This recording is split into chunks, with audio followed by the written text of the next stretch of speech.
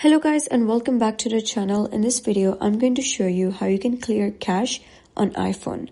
So basically, there are three types of caches on iPhone. One is browser, other is application, and the third is system. And I'm going to tell you how to clear all of them. So first, you're going to head over to settings and scroll down, click on apps. And here you're going to search for the search engine that you use. For example, I use Safari, so I'm going to search for Safari. And then you're going to scroll down till you find the option of clear history and website data. Click on it and you'll be able to see the time frame. For example, last hour, today and yesterday, and all history. You can select any time frame you want. And you have additional options such as close all tabs if you want.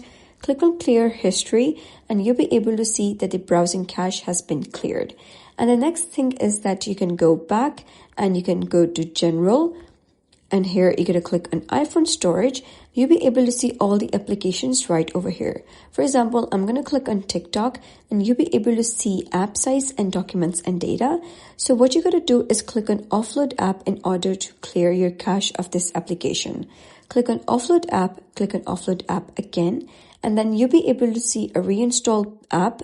Then you can simply reinstall the application, and once the application has been reinstalled, you'll be able to see that the cache has been cleared of this application. Now the third cache that we have is system cache, but you will not be able to clear the system cache from here. What you're going to do is, in order to clear it, you're going to restart your device. You can simply power off your device and restart it, and that will basically clear the system cache. And that's how you can clear cache on iPhone. So if you found this guide helpful, give it a thumbs up and don't forget to subscribe for more helpful tutorials. I'll see you in the next video.